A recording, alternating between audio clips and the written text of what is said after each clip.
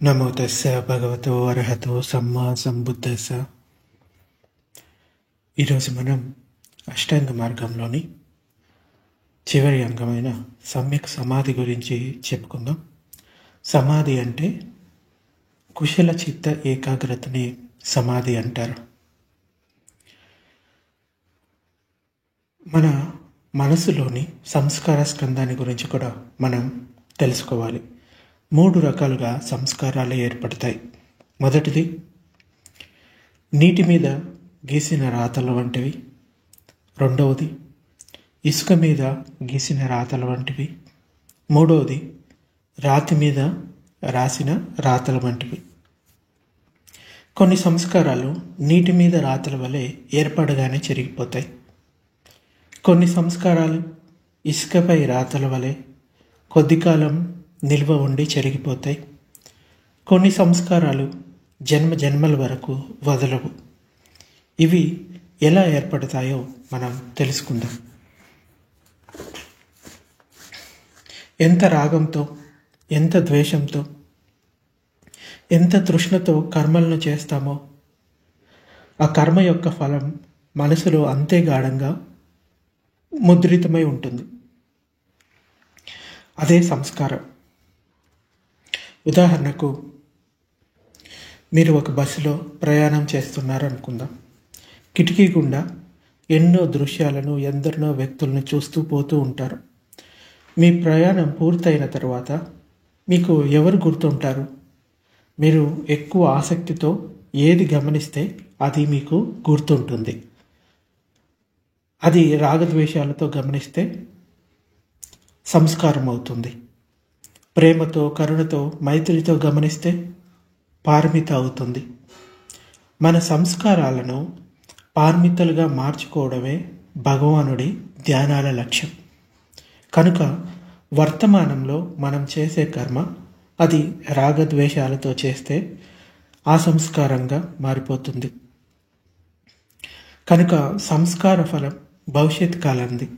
అయితే మనం ఎన్నో కర్మలను జన్మ జన్మల నుండి రాగద్వేషాలతోనే చేస్తూ వస్తున్నాం. కనుక పుట్టినప్పటి నుండి ఇప్పటి వరకు రాగద్వేషాలతోనే చేస్తున్నాం. కనుక సంస్కారాలు రాతి మీద రాతల వలె మన మనస్సులో ఏర్పడే ఉన్నాయి. కనుక సంస్కారం భూతకాలానికి కూడా సంబంధించింది, అంటే గతానికి కూడా. కర్మ చేసిన తక్షణమే సంస్కారం ఏర్పడుతుంది. కనుక అది వర్తమానానికి కూడా సంబంధించింది. కనుక త్రికాలాలలో సంస్కారం సత్యం. ఇది అర్హంతులకు, సంబుద్ధులకు వర్తించదు. ఎందుకంటే వాళ్ళ లోపల ఈ సంస్కారాలు అనేది ఏర్పడటానికి అవకాశం లేదు. వారు ఎల్లప్పుడూ వర్తమానంలో ఉండి సంస్కారాలు ఏర్పడని కర్మలు చేస్తారు. కనుక సంస్కారాలు వారికి శూన్యం. భూతకాలానికి చెందిన సంస్కారాలను ఒకసారి పరిశీలిద్దాం. భూతకాలం అంటే గతం, జరిగిపోయిన కాలం.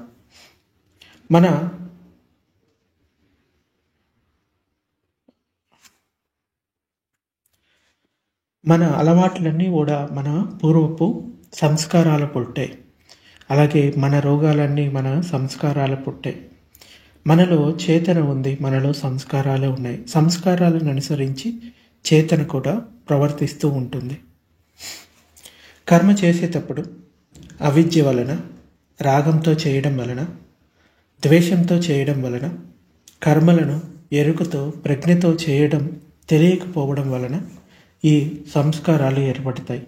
కనుక అవిద్య వలన సంస్కారాలు, సంస్కారాల వలన విజ్ఞానం, విజ్ఞానం వలన నామరూపాలు అంటే మనసు, శరీరాలు ఏర్పడతాయి. ఇది భవం. అంటే ఈ మన శరీరాల వల్ల ఆయుతనాలు ఏర్పడతాయి. ఆయుతనాల వల్ల స్పర్శ వలన వేదన, వేదన కారణంగా తృష్ణ కారణంగా ఉపాదానం కారణంగా భావం. సో ఇది ఒక చక్రంలాగా తిరుగుతూ ఉంటుంది. కనుక ఇది సత్యం. ఇక భవిష్యత్ కాలపు పటిచ్చ సముపాదానికి వస్తే నామరూపాలు ఉన్నాయి. కనుక అగ్నిధాతువు వలన ఇవి ముసలితనానికి దారితీస్తూ ఉంటాయి. పుట్టుక ఉంది కనుక ముసలితనం, మరణం, దుఃఖం అన్నీ ఉంటాయి అనేది జీవిత సత్యం. కనుక పట్టించ సముత్పాద చక్రం సత్యం. అంటే ఇంతకుముందు చెప్పుకున్నదేంటి? అవిద్య వలన సంస్కారాలు, సంస్కారాల వలన విజ్ఞానం, విజ్ఞానం ఉండటం వలన నామరూపాల వలన మన శరీరాలు. ఇవి గతంలో చేసినటువంటి కర్మ, అవిద్య వలన ఏర్పడినటువంటివి. అయితే ప్రస్తుతం విషయానికి వస్తే, ప్రస్తుతంలో ఏంటి? నామరూపాలు ఉన్నాయి కనుక ముసలితనం ఉంది, పుట్టుక ఉంది, మరణం ఉంది, దుఃఖం ఉంది. ఇవన్నీ కూడా వర్తమానానికి అంటే భవిష్యత్ కాల పటిచ్చ సముపాదానికి వస్తాయి. అయితే ఇందులో ఆచరణ భాగం వర్తమాన కాలానికి సంబంధించిందే కనుక దాన్ని భవిష్యత్ కాలపు సత్యాలు వాటంతట అవే జరుగుతాయి. వాటిని గురించి మనం ఆలోచించాల్సిన, బాధపడాల్సిన, నిరూపించాల్సిన అవసరం లేదు. మనం జీవన కళ నేర్చుకోవలసి ఉంది. వర్తమాన కాలపు పటిచ్చ సముత్పాద భాగం నుండే మన ధ్యాసంతా దీని మీదే ఉంచాలి. మన ధ్యానం కూడా దీని మీదే. సంవేదనలను సమతతో గమనిస్తూ ఉంటే కర్మలపై రాగద్వేషాలు ఏర్పడవు, సంస్కారాలు ఏర్పడవు. అయితే పూర్వ సంస్కారాలు నశిస్తాయి. దానివలన తృష్ణ జనించదు, ఉపాదానం ఉండదు, శాంతి లభిస్తుంది. ఇదే జీవన కళ. అంటే గతం జరిగిపోయిన విషయం, మనం దాన్ని మార్చలేము. భవిష్యత్తు ఏదైతే చేశామో దాని ఫలితాన్ని ఇస్తుంది. అంచేత వర్తమానంలో మనం జీవించే కళను కనుక నేర్చుకుంటే, మనకు బుద్ధుడు బోధించేది ఇదే, వర్తమానంలో జీవించడం నేర్చుకోవాలి. వర్తమానంలో ఏంటి? స్పర్శ వలన వేదనలు ఏర్పడతాయి. అంటే కంటితోటి రూపాన్ని చూస్తాడు, అక్కడ స్పర్శ ఏర్పడుతుంది. దాని తర్వాత సంజ్ఞ పనిచేస్తుంది. ఇది మంచిది, ఇది చెడ్డది అని విలువ కడుతుంది. విలువ కట్టిన వెంటనే సుఖకరమైన సుఖకరమైన వేదనలు అయితే కనుక దాని పట్ల రాగాన్ని పెంచుకుంటాడు. దుఃఖకరమైన వేదనలు అయితే కనుక దాని పట్ల ద్వేషాన్ని, అదుఃఖము అయిన ఆ సంవేదనలు అయితే కనుక దాని పట్ల మోహాన్ని పెంచుకుంటాడు. అంటే మనం ఈ సంవేదనలను సమతతో గమనిస్తూ ఉంటే కర్మలపై రాగద్వేషాలు అన్నవి ఏర్పడవు, అలాగే సంస్కారాలు అన్నవి కూడా ఏర్పడవు. అంచేత మనం మన శరీరంపై ఎటువంటి సంవేదనలు కలుగుతూ ఉన్నా కానీ వాటి పట్ల సమతతో ఉండటం నేర్చుకోవాలి. అదే జీవన కళ, జీవించే కళ. సంవేదనలు అంటే ఫీలింగ్. ధ్యానంలో ధాతువులను గమనించడం ఎలాగో మనం ఇప్పుడు తెలుసుకుందాం. మహాధాతువులు 4. అవేంటంటే భూమి, జలం, అగ్ని, వాయువు. ఈ 4 బయట ప్రపంచంలో చూస్తూనే ఉన్నాం. అయితే మన శరీరంలో గట్టిగా ఉండే ఎముకలు, కండ, చర్మము, లోపలి అవయవాలు ఇవన్నీ కూడా భూధాతువు సంబంధమైనవి. రక్తము, నీరు, ఇంకా అనేక స్రావాలు అంటే ద్రవంగా ఉండేవి, అవన్నీ కూడా జలధాతువు సంబంధమైనది. ఇంకా ఉచ్ఛ్వాస నిశ్వాసలతో పాటు ఇంకా అనేక వాయువులు మనలో ఉన్నాయి. మనలో ఉన్న వేడి అగ్నిధాతువు. ఈ విషయం తెలుసుకోవడానికి ధ్యానం లాంటివి ఏమీ అవసరం లేదు. సాధారణంగా ఎవరైనా తెలుసుకోగలుగుతారు. అయితే మనం ధ్యానంలో తెలుసుకోవాల్సింది సూక్ష్మాతి సూక్ష్మంగా ఉన్న మన లోపల ఉన్న ఈ 4 ధాతువుల అనిత్య స్వభావాన్ని, అది సంవేదనల రూపంలో స్వయం అనుభూతితో తెలుసుకొని సమతలో ఉండటం. ఈ 4 ధాతువులు వాటి ధర్మాలతో కలిసి అష్టకలాపాలనే సూక్ష్మ కణాలుగా ఏర్పడతాయి. ఈ అష్టకలాపాల సముదాయమే మనశ్శరీరాలు మనవి. మనసు కూడా సూక్ష్మాతి సూక్ష్మమైన అష్టకలాపాలతో నిర్మితమైందని భగవానుడు బోధించాడు. ఈ అష్టకలాపాలను ధ్యానంలో అనుభూతి పొంది సమతలో ఉండడం విపశ్యన ధ్యానంలో నేర్చుకుంటారు. మన సంస్కారాల ప్రభావంతో మన సంజ్ఞ పనిచేస్తూ పోతుంది. మన అలవాట్లు కూడా మన సంజ్ఞ ఆజ్ఞానుసారమే సాగిపోతాయి. మన సంజ్ఞను ప్రజ్ఞగా మార్చుకుంటే అలవాట్ల అగచాట్లు ఉండవు. మనకు ఇప్పటికే ఉన్న అలవాట్లను ఎరుకతో గమనిస్తూ ఉంటే వాటి ధర్మం ప్రకారం అవి మనకు హాని చేసేవి అయితే మనల్ని వదిలిపోతాయి. అవి మనకు మంచి చేసేవి అయితే మన లోపల వృద్ధి అవుతాయి. ఇది సహజ ధర్మంగా ఈ ప్రకృతిలో దాగి ఉంది. ఈ ధర్మాన్ని భగవానుడు పరిశీలించి గుర్తించి ప్రతి పనిని ధ్యానంగా చేయమని బోధించాడు. సతిని ప్రజ్ఞను పెంపొందించుకొని కర్మలను ఆచరించవలసిందిగా బోధించాడు. ఈ సాధనే జీవన కళ. భగవానుని ప్రతి కదలిక ఎంతో కళాత్మకంగా ఉండేది. మన కదలికలు ఒక యంత్రం. మన సంస్కారాలచే మనం కదిలించబడుతున్నాం. మనం మన రాగద్వేషాలతో కదిలించబడతాం. మనం మన తృష్ణచే కదిలించబడతాం. మనం మన అవిద్యచే కదిలించబడతాం. మన కదలికలు మన చేతే కలుగుతున్నాయని భ్రమలో ఉంటాం. ఈ భ్రమను వదిలించుకోవడానికే ఈ విపశ్యన ధ్యాన సాధన. భ్రమలతో కలిగే ఈ కదలికలన్నీ కళాత్మకంగా ఎలా ఉంటాయి? భగవానుని కదలికలో ప్రజ్ఞ ఉంటుంది, సహజత్వం ఉంటుంది. ప్రకృతి ఎలా కదిలితే ఆయన కదలిక అలా ఉంటుంది. ఆయన కదలిక ఎలా ఉంటే ప్రకృతి కదలిక అలా ఉంటుంది.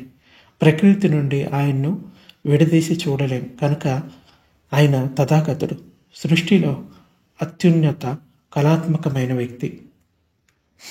జీవితంలో తెలుసుకోవలసిన మార్మిక కోణం ఏంటంటే మన అంతర మనసుని కనుగొనడం మన ధ్యాన సాధనలో ఒక భాగం. లోక స్పర్శలకు ఎప్పటికప్పుడు స్పందిస్తూ ప్రతిక్రియలు చేసే పనిలో ఉండేదే అంతర్ మనసు. కర్మలను అలవాటుగా చేసుకొని పోయేదే అంతర్ మనసు. అంతర్ మనసు ఎల్లప్పుడూ వర్తమానంలోనే ఉంటుంది. గాఢ నిద్రలో దోమ కుట్టినప్పుడు సృహ లేకుండా చేతిని కుట్టిన చోట సవరించేటట్లు చేసేది మన అంతర్ మనసు. కుట్టిన చోట బాధ కలగడం క్రియ. మెలకువలో ఉన్న బాహ్య మనసు దానిని తెలుసుకుంటుంది. నిద్రలో ఉన్న బాహ్య మనసు ఆ బాధను గమనించలేదు, కానీ అంతర్ మనసుకి ఆ దోమ కొట్టిన విషయం తెలుసు. అక్కడ జరిగే సంవేదన తెలుసు. దానికి ప్రతిక్రియ చేయడం తెలుసు. కనుకనే చేతిని సవరించడానికి ఆజ్ఞలు ఇస్తుంటుంది. ఒక చిన్న ఉదాహరణ ద్వారా మనకు అంతర్ మనసు కొంచెం అర్థమవుతుంది. కనుక నిద్రలో బాహ్య మనసు సృహ కోల్పోతే అంతర్ మనసు పనిచేస్తుందని అర్థమవుతుంది. మెలకువలో కూడా అంతర్ మనసు వర్తమానంలోనే పనిచేస్తుంది. కానీ బాహ్య మనసు వర్తమానంలోనే కాకుండా, అంటే అది వర్తమానంలో ఉండకుండా జరిగిపోయిన గతంలోనో లేకపోతే భవిష్యత్తు కాలపు ఆలోచనలోనో విహరిస్తూ ఉంటుంది. కనుక రెండింటి సమన్వయం అనేది ఉండదు. అంతర్ మనసు సంవేదనల ఆధారంతోనే పనిచేస్తుంది. బాహ్య మనసు సంవేదనలను సమర్థవంతంగా గుర్తించదు.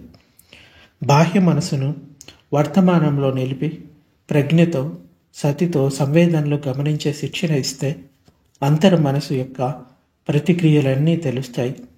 ఆ ప్రతిక్రియలను ఆపగలిగే శక్తి కృషితో, అంటే పట్టుదలతో ధ్యానంలో అధిష్టానంలో నేర్చుకుంటారు. కనుక ధ్యానంలో అధిష్టానము సంవేదనలపై సమతా శిక్షణ అంతర్ మనసు యొక్క ప్రతిక్రియలను ఆపి ఉపేక్ష వైపుకు, అంటే సమత వైపుకు నడిపిస్తాయి. ధ్యానంలో నిద్ర వస్తూ ఉంటే మనం ఎరుకతో దాన్ని గమనిస్తూ ఉంటే అప్పుడు ఏర్పడే సూక్ష్మాతి సూక్ష్మ సంవేదనలు గమనిస్తూ ఉంటే సుషుప్తి అంతా సూక్ష్మ తరంగాల హాయే మాత్రమే అని తెలుస్తుంది. అది అనిత్య క్షేత్రంలో ఒక భాగమేనని తెలుస్తుంది. నిద్రలో కూడా ఈ విధంగా అనిత్య జ్ఞానాన్ని పెంపొందించుకుంటే మరణంలో కూడా అనిత్య జ్ఞానాన్ని కూడా మనం కలిగి ఉంటాం. మరణంలో అనిత్య జ్ఞానపు సమత దివ్య జన్మలకు, అంటే ఈ అనిత్య జ్ఞానము ఇంకా సమత ఉపేక్షతో ఉండటం దివ్య జన్మలకు, అంటే సుగతులలో జన్మలు పొందడానికి దారి తీస్తుంది. నిద్రలో ఎరుక మరియు సమత ఈ జన్మలోనే దివ్య జీవనానికి దారితీస్తుంది. సుషుప్తిలో ఈ అనిత్య జ్ఞానం బోధికి దగ్గరగా ఉండటం వలన నిర్వాణ నిదానానికి దగ్గరగా ఉండటం వలన దాని నుండి వీచే చల్లని కరుణా తరంగాలు, ప్రేమ తరంగాలు చిత్తాన్ని శాంతపరుస్తాయి. మనసు శాంతి, కరుణ, ప్రేమ, ఆనందం మొదలైన బ్రహ్మ విహారాలతో నిండి ఉంటుంది. సుషుప్తిలో ఎరుక, మరణంలో ఎరుక. ఇదే సంబోధికి దగ్గర అవటం.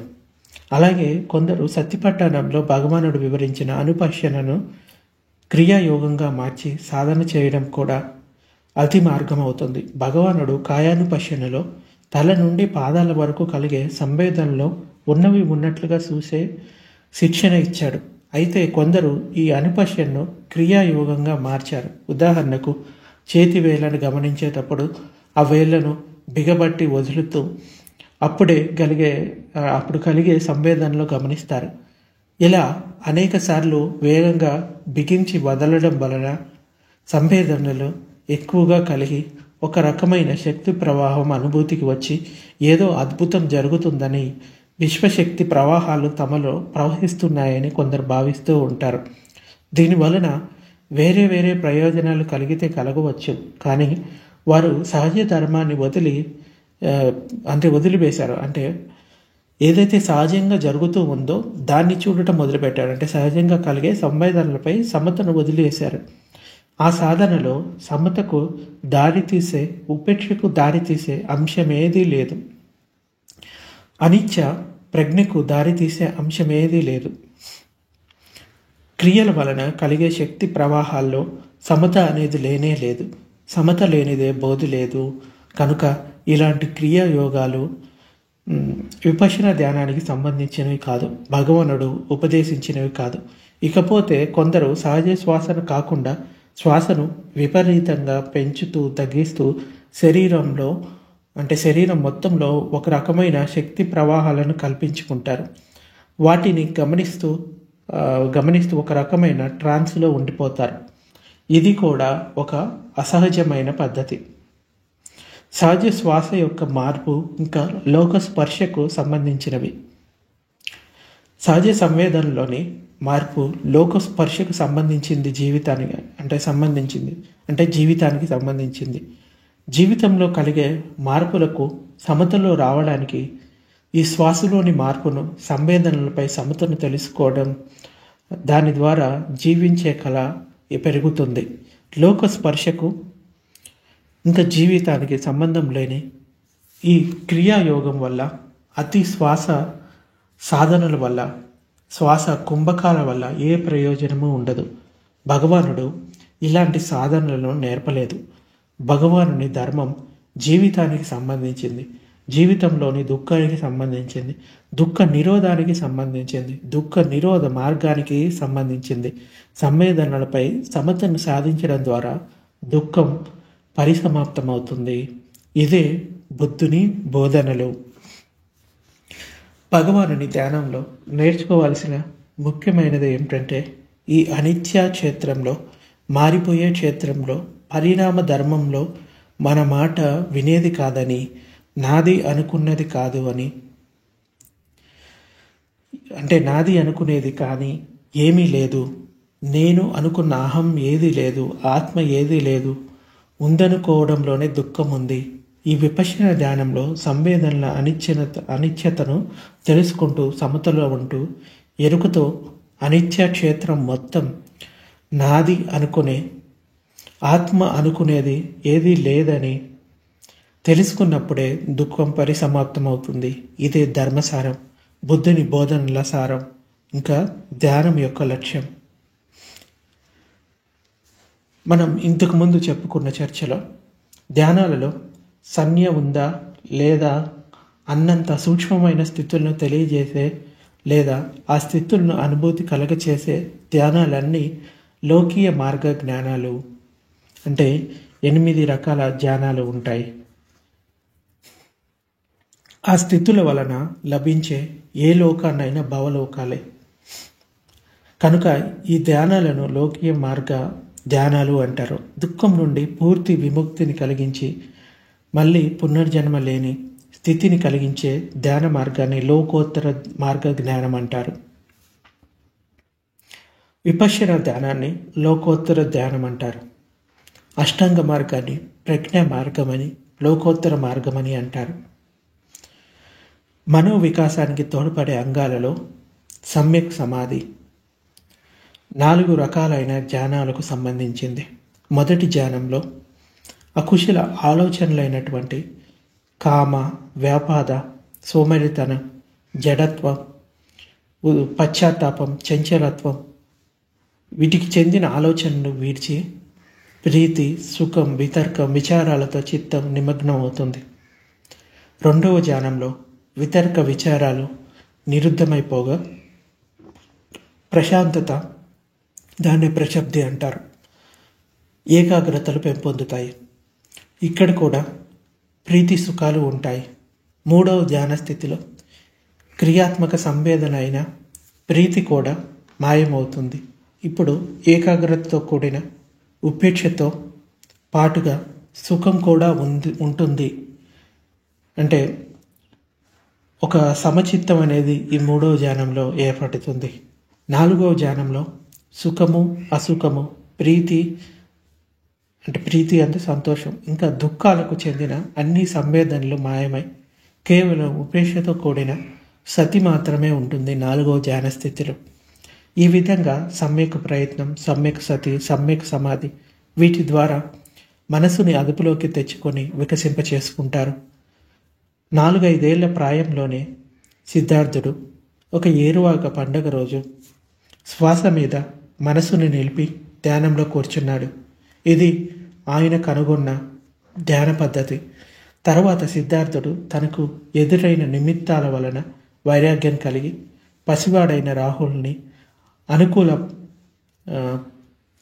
భార్య అయిన తన యశోధరను వదిలిపెట్టి రాజ్యాన్ని, యువరాజు పదవిని వదిలి దుఃఖ నివారణోపాయాన్ని తెలుసుకోవడానికి జ్ఞాన అన్వేషణకు బయలుదేరాడు. దీనినే మహాభినిష్క్రమణం అంటారు. ఇది తిరుగురాని ప్రయాణం, తిరిగి చూడని పయనం. ఆయన ఇంటిని వదిలిపెట్టి అతీంద్రియ శక్తుల కోసం కాదు ఇంటిని వదిలిపెట్టింది. ఆయన ఇంటిని వదిలిపెట్టింది సమాజంలో సంబంధం లేని మత్త చిత్త సమాధుల కోసం కాదు. ఆయన ఈ ఇంటిని నిష్క్రమించింది స్వీయ సుఖం కోసమో, స్వీయ ముక్తి కోసమో కాదు, బహుజనుల హితం కోసం, సుఖం కోసం. ఆయన మహాభినిష్క్రమణం జ్ఞాన సముపార్జన కొరకే. ఆయన మహాభినిష్క్రమణం తన దుఃఖానికి కారణం కనుగొని, దుఃఖ నిరోధాన్ని కనుగొని, నిరోధ మార్గాన్ని అన్వేషించడానికి. దీనికోసం ఆయన కొన్ని అప్పట్లో ఉన్న శ్రమణ విద్యాలయాలను, శ్రమణ గురువులను ఆశ్రయించాడు. వారి వద్ద అనేక ధ్యాన స్థితులను పొందాడు. వాటిలో కసిన ధ్యానాలు కూడా ఉన్నాయి. సంక్షిప్తంగా ఆ ధ్యాన విధానం ఇలా ఉంటుంది. కసిన విధానం ఎలా అంటే, ఎర్రమట్టితో చేసిన పిడికను తదేకంగా చూస్తూ చిత్తాన్ని ఏకాగ్రం చేసి ఎన్నో రోజులు సాధన చేస్తారు. కళ్ళు మూసినా కళ్ళు తెరిచినా అదే ఎరుపు మనోనేత్రం ముందు స్పష్టంగా కనిపించేంతగా సాధన చేస్తారు. తర్వాత మనోబలంతో మనోరూపాన్ని కొద్దిగా పెంచుకుంటూ పోతారు. దాన్ని విస్తరింపచేస్తారు. ఆకాశం అంతా విస్తరిస్తారు. ఆ విస్తరించిన ఎర్రని వెలుగును తగ్గిస్తూ సాధన చేస్తారు. తగ్గించి ఓ చిన్న బిందువు వరకు తగ్గిస్తారు.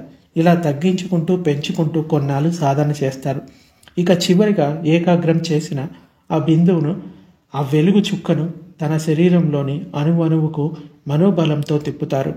ఈ విధంగా వారు మొదటి ధ్యాన సమాపత్తిని, రెండవ ధ్యాన సమాపత్తిని, మూడవ ధ్యాన సమాపత్తిని, 4వ ధ్యాన సమాపత్తిని దాటుతారు. ఈ ధ్యానాలలో రంగుని మార్పు చేసుకుంటారు. పసుపు రంగులో కూడా పై విధంగానే ధ్యానాన్ని సాధన చేస్తారు. అంటే ఈ కసిన ధ్యానాలు చేసే పద్ధతి ఇదనమాట. 10 రకాల కసినాలు ఉంటాయి. ఇంకా వివరంగా తెలుసుకోవాలనుకుంటే విశుద్ధ మార్గంలో మనకి వీటి గురించి వివరంగా ఇచ్చారు. ఆ బుక్లో ఒకసారి చదవచ్చు. ఇంకా మొదటి 4 ధ్యానాలు ఆలంబన క్షేత్రం శరీరం లోపలే ఉంటుంది. సాధకుడు చిత్త శరీరాలతో సంబంధం కలిగి ఉంటాడు. అంటే ప్రథమ ధ్యానం యొక్క సమాధి స్థితి ఏంటనేది మనం ఇప్పుడు చెప్పుకుందాం. మొదటి ధ్యానంలో మనసు ధ్యాన ఆలంబనలో వేడకుండా ఉన్నప్పటికీ వితర్క విచారాల క్రమం కూడా తోడుగా నడుస్తూ ఉంటుంది. సాధకుడు కామభోగాలను, అకుశలమైన దుర్భావనలను తన ఆలోచన నుండి దూరంగా ఉంచుతాడు. నివర్ణాలు లేని ధ్యానస్థితి వివేకం.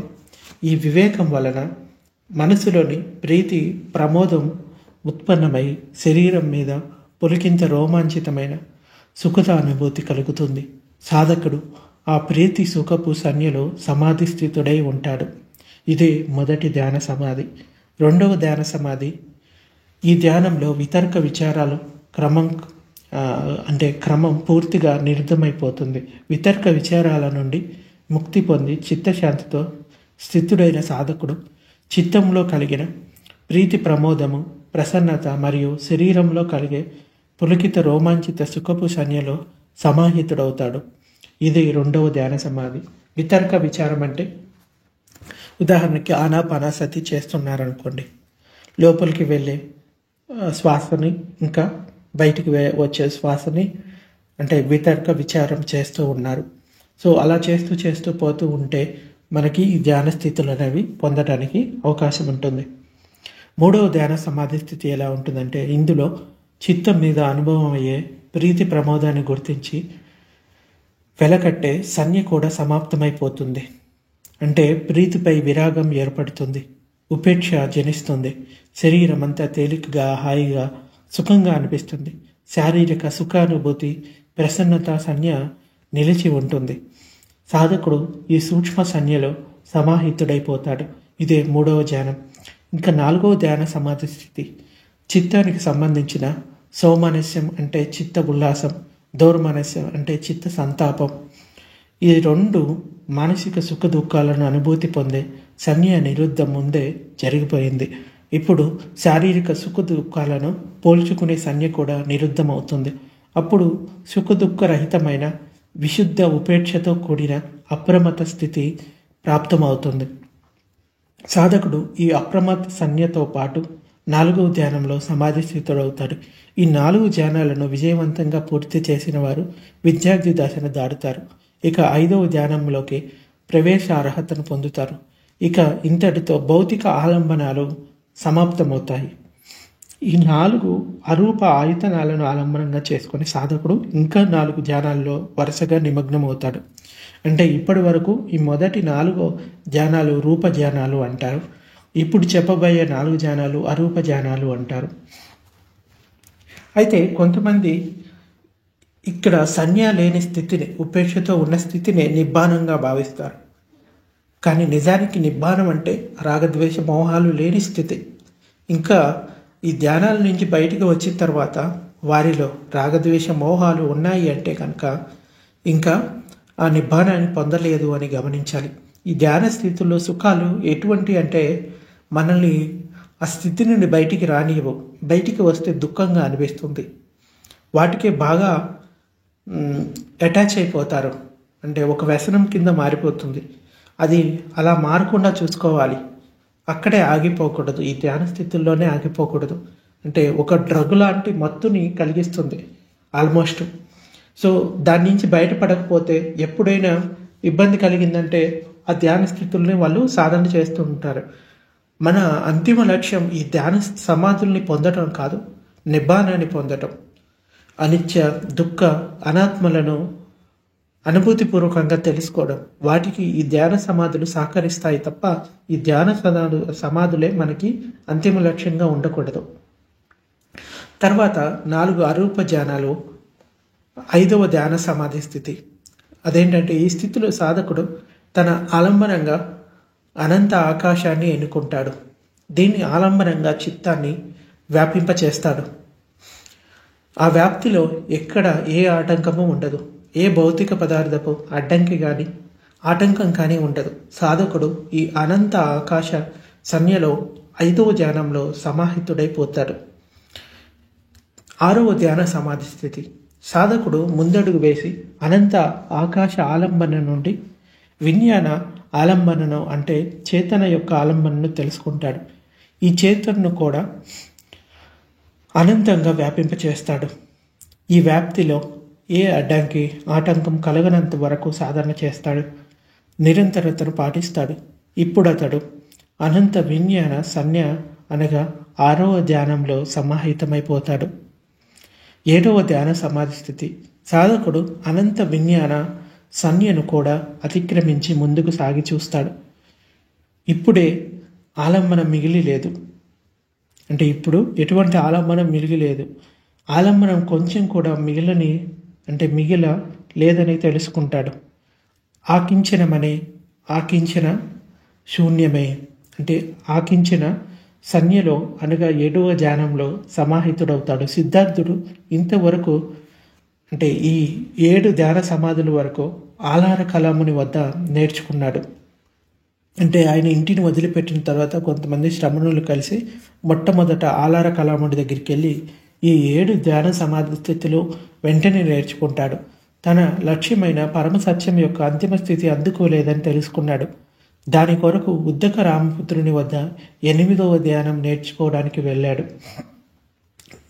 అయితే 8వ ధ్యాన సమాధి స్థితి ఏంటంటే 7వ ఆకించిన ధ్యానం తర్వాత 8వ ధ్యానంలోకి అడుగుపెట్టినప్పుడు ఎలాంటి స్థితి వస్తుందంటే అక్కడ సంజ్ఞ బాగా క్షీణించి చిక్కి శల్యమైపోతుంది. అసలు దాని అస్తిత్వం ఉందా లేదా అని అనిపిస్తుంది.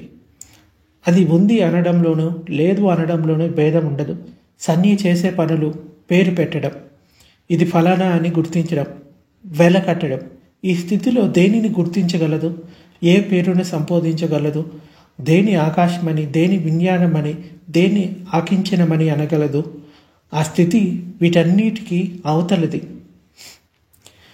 సంజ్ఞ తరువాత సంజ్ఞ అత్యంత దుర్బలమై ఏ ఆలంబనంనైనా గుర్తించే సమర్థత కోల్పోతుంది. అయితే సాధకుడు పూర్తిగా సంజ్ఞాశూన్యుడై కూడా పోతాడు. అంటే ఈ సంజ్ఞ అనేది తెలియకుండా పోతుంది. అసలు ఇది మంచిది, ఇది చెడ్డది అనేది గుర్తించడం అనేది ఉండదు. ఈ అస్పష్టమైన స్థితిలో సంజ్ఞ పనిచేస్తుంది, సంజ్ఞ పనిచేయడం లేదు, సంజ్ఞ ఉందో లేదో చెప్పలేనంత సూక్ష్మంగా ఉంటుంది. 8 ధ్యానాల్లో పారంగతుడైన సిద్ధార్థుడు ఇంకా తనలో నిద్రానంగా ఉన్న ఆస్త్రవాలు ఉన్నాయని తెలుసుకుంటాడు. పూర్తి విముక్తి కలగలేదని తెలుసుకుంటాడు. ఈ 8 ధ్యానాలలో లభించే సిద్ధులు అంటే సైకిక్ పవర్స్ కూడా అనిత్య క్షేత్రమేనని, ఇవి ముక్తికి అడ్డంకులేనని భావించాడు. అంటే ఈ ధ్యాన సమాధుల వల్ల కొందరికి ఈ సిద్ధులు లభించే అవకాశం ఉంటుంది. ఏంటంటే బుద్ధి సిద్ధి, ఇంకా దివ్య శ్రోతం, ఎదుటి వాళ్ళ చిత్తాన్ని తెలుసుకునే జ్ఞానం. దివ్య శ్రోతం అంటే దూరంగా ఉన్న వాటిని వినగలిగేది. ఇంకా పూర్వజన్మల గురించిన స్మృతి, అంటే ఎన్నిసార్లు పుట్టాడో, ఎలా పుట్టాడో పూర్వజన్మల గురించి తెలుసుకునే స్మృతి. ఇది ధ్యాన సమాధుల వల్ల పొందవచ్చు. ఇంకా దివ్య చక్షువు, ఎంతో దూరంగా ఉన్న వాటిని కూడా చూడగలిగే సిద్ధి. ఈ 5 లౌకిక సిద్ధులు. ఇంకా అలౌకిక సిద్ధి అయిన సంబుద్ధత్వం 6వ సిద్ధి. ఈ సంబుద్ధత్వాన్ని పొందడానికి, పూర్తి ముక్తి పొందడానికి కావాల్సిన విద్యను కనుగొనడానికి ఆయన ఉరివేల వైపుకి సాగిపోయాడు. ఇంతవరకు మనం తెలుసుకున్న విషయాలను సంక్షిప్తంగా ఒకసారి గుర్తు చేసుకుందాం. మనసులోని విజ్ఞానము, సంజ్ఞ, వేదన, సంస్కారము అనే విభాగాల్లో సంజ్ఞ కనుక నిరుద్ధమైతే ముక్తి పొందవచ్చని శ్రమణ గురువులు భావించి దానికోసం కావలసిన సాధనను సమకూర్చుకున్నారు. కానీ సిద్ధార్థుడు 8 ధ్యానాలను కూలంకషంగా నేర్చుకొని సాధన చేసిన సంజ్ఞ ఇంకా మిగిలే ఉందని గ్రహించాడు. నిద్రాణమై ఉన్న అనుషయ క్లేశాలను ఇంకా మిగిలే ఉన్నాయని గ్రహించాడు. అంటే కొంతమంది గురువులు ఈ ధ్యాన స్థితులన్నీ నిబ్బానంగా భావించేవారు. కానీ సిద్ధార్థుడు అలా భావించలేదు. సంజ్ఞ ఉందో లేదో అనే సూక్ష్మ సమాధి ధ్యాన స్థితి వలన దుఃఖ విముక్తి కలగకపోవడం వలన సిద్ధార్థుడు విపశ్యన భావనను కనుగొన్నాడు. ఈ వినూతన పద్ధతిలో సంజ్ఞ ప్రజ్ఞగా మారుతుంది, పరిణామం చెందుతుంది. అంటే గుర్తించే సంజ్ఞ అనిత్యాన్ని గుర్తించాలి, అనాత్మను తెలుసుకోవాలి, సమతలోకి రావాలి. దీనికోసం ఆర్య సత్యాలను, అంటే 4 ఆర్య సత్యాలను సాధన చేయాలి. దుఃఖాన్ని, దుఃఖ సముదాయాన్ని పూర్తిగా అనుభూతి చెందాలి. దుఃఖ నివారణను కూడా ఉందని తెలుసుకోవాలి. నివారణ మార్గాన్ని తెలుసుకోవాలి, దాన్ని సాధన చేయాలి. ఈ 3 విషయాలను తనలో అంటే తన సాధనలో, అన్వేషణలో, స్వీయ పరిశోధనలో తెలుసుకున్న సిద్ధార్థుడు మధ్య మార్గమైన విపశ్యనను చిన్నప్పటి నుండి తెలిసిన ఆనాపాన ధ్యాన సాధన నుండి అభివృద్ధి చేశాడు. ఎండలో, వానల్లో, చలిలో, అగ్నుల మధ్య ముళ్ళ మీద సాధనలు చేసి శరీరాన్ని నానా హింసలు పెట్టి ఓర్చుకుంటూ తిండి తిప్పలు మాని కృషింపచేస్తూ సంధ్యా నిరుద్ధానికి కృషి చేయడం అతి మార్గమని, ఈ అతి మార్గాన్ని కూడా వదిలి మధ్య మార్గాన్ని సిద్ధార్థుడు అవలంబించాడు. మధ్య మార్గాన్ని ఉపేక్ష ప్రాముఖ్యత అంటే మధ్య మార్గంలో ఉండే ఉపేక్ష యొక్క ప్రాముఖ్యత ఏంటంటే అకుశల భావనలను వదలటం, వితర్క విచారాలను వదలటం, ప్రీతి ప్రమోదాలను వదలటం, మానసిక ఉల్లాసాన్ని, చిత్త సంతాపాలను వదలటం, భౌతిక ఆలంబనలను వదలటం, చేతన ఆలంబనలు వదలటం, ఇవన్నీ కూడా లోకీయ ధ్యానాల్లో ఉపేక్షగానే భావిస్తాయి. కానీ విపశ్యన ధ్యానంలో ఉపేక్ష యొక్క స్వరూపం మారిపోతుంది.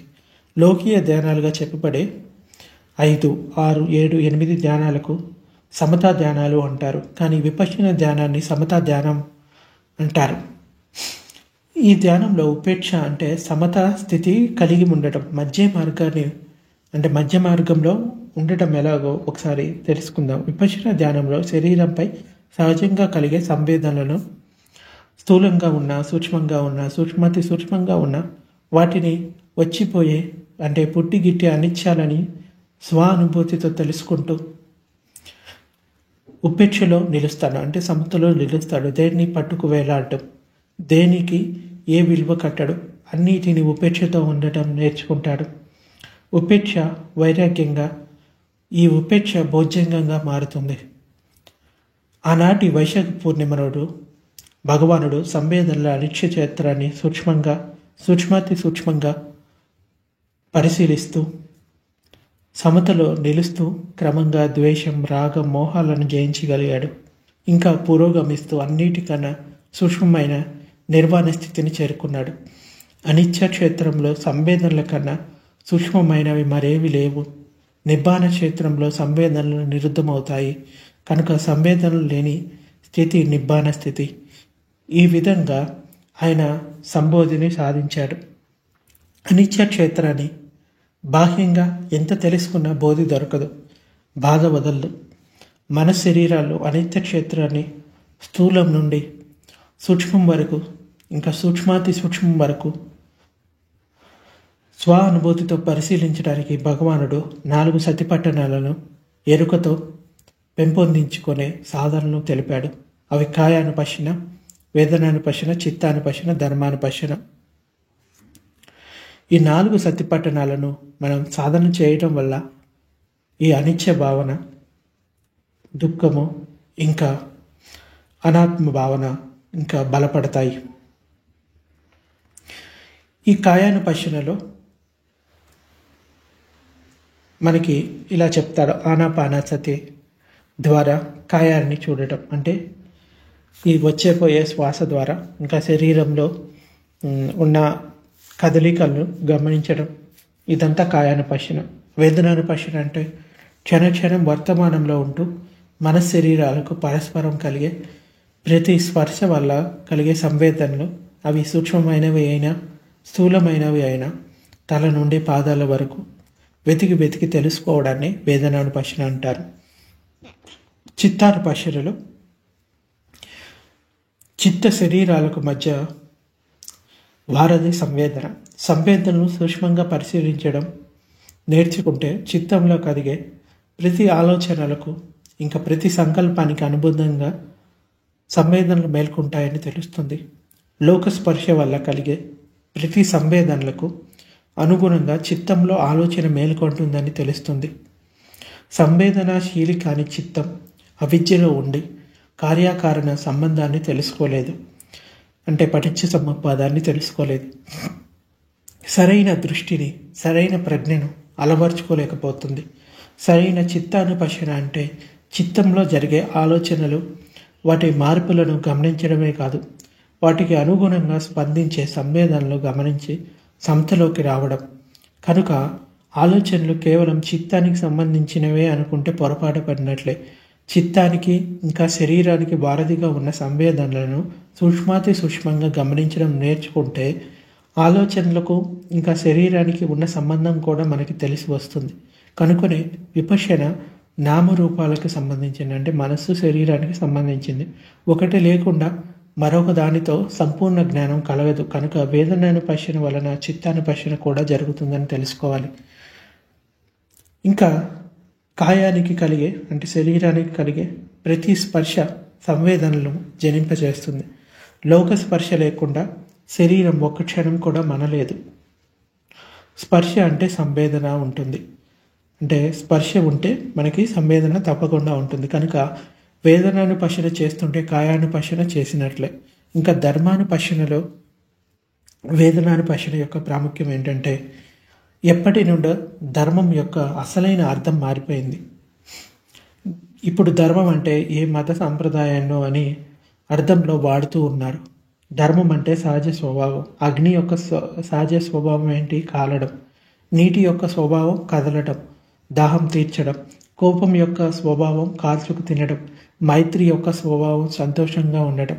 ఇలా వికారాలు స్వభావాలు దేనికదే ప్రత్యేకంగా ఉంటాయి. ఈ విధంగా మనోధర్మాలు ప్రకటితమవుతూ ఉంటాయి. ఈ ప్రపంచంలో మన మనశరీరాల ఇంద్రియాలకు ఏ పదార్థం యొక్క స్పర్శ అయినా కలిగినప్పుడు, ఏ వికారాల స్పర్శ అయినా కలిగినప్పుడు వాటి వాటి ధర్మాలను అనుసరించి మనలో సంవేదనలు తక్షణమే తలెత్తుతాయి. చిత్తం సంవేదనశీలి అయినప్పుడు ఆయా సంవేదనల ధర్మాలను తెలుసుకుంటూ సమతలో ఉంటుంది. ఇదే ధర్మానుపశ్యన అంటే. కనుక సంవేదనల ధర్మాలను సమతతో చూడడమే ధర్మానుపశ్యన. సంవేదనల ధర్మాన్ని తెలుసుకోకుండా సంవేదనలు గమనించడం అనేది మనం చెప్పలేము. సంవేదనలో ధర్మం విడదీయరానిదిగా కలిసే ఉంటుంది. కనుక వేదనానుపశ్యనకు భిన్నంగా ధర్మానుపశ్యన ఉండదు.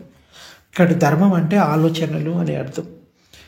అప్పటి వరకు ఈ ధర్మం సహజంగానే లోకంలో ఉన్నదని ఎవరికి తెలుసు?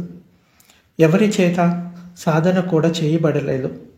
ఏ ధర్మం తెలియక మొత్తం లోకం నిండా చీకటి మునిగి ఉందో, అవిద్య మునిగి ఉందో, దుఃఖం మునిగి ఉందో, ఆ ధర్మాన్ని బుద్ధుడు మనశరీరాల క్షేత్రంలోనే కనుగొని చీకటిలో మగ్గుతున్న లోకానికి వెలుగు చూపాడు.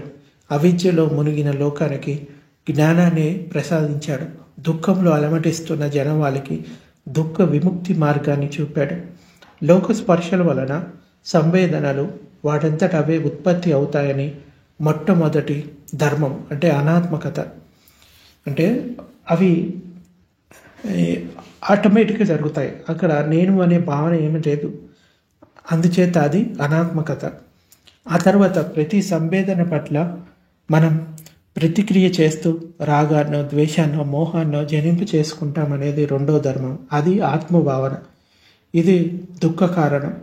అజ్ఞాతంగా ఉన్న ఈ విషయాన్ని, ఈ ధర్మాన్ని, ఈ సత్యాన్ని తెలుసుకొని వెలికి తీయడం వలనే భగవానుని జ్ఞాననేత్రం, విజ్ఞాన నేత్రం తెరుచుకుంది.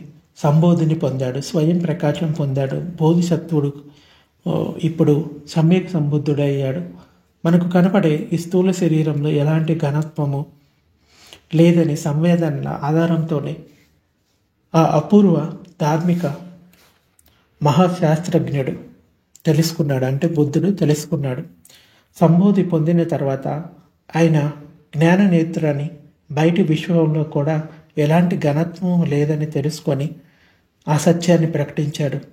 ఈనాటి ఆధునిక శాస్త్రీయ పరికరాల వలన, అంటే పరికరాల వంటి వాని సహాయం ఏమీ లేకుండానే 2600 సంవత్సరాల క్రితం తన బోధి చిత్తం మీదే పూర్తిగా ఆధారపడి తెలుసుకున్నాడు. ఘనత్వం పైన కనిపించే సత్యం మాత్రమే అని, అంటే ఘనత్వం అంటే ఇది నేను నాది అనేది ఇదంతా ఒక ట్యాగ్ మనం పైన వేసుకుందే.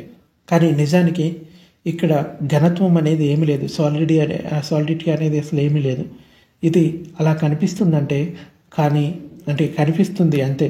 కానీ అంతిమ సత్యం ఏంటంటే ఈ భౌతిక ప్రపంచంలో ప్రతిదీ లెక్కలేనన్ని పరమాణువులతో నిర్మించబడింది. అవి ఎంత చిన్నవంటే ఉత్త కంటికి కనపడేవి, అంటే కనపడవు. వీటికి ఆయన కలాపాలు అనే పేరు పెట్టాడు. ఆ కలాపాలు కూడా స్థిరమైనవి, శాశ్వతమైనవి కాదు. ఘనత్వం కలవి కావు. ప్రతి క్షణం దగ్ధమవుతూ ప్రకంపిస్తూ ఉన్నాయి. అందుకే ఇలా చెప్తాడు, సబ్బో లోకో పజ్జలితో సబ్బో లోకో పకంపితో అని. అంటే కంపించే చిన్న చిన్న తరంగాల రూపంలో కలాపాలు పుడుతూ గిడుతూ ఉంటాయి.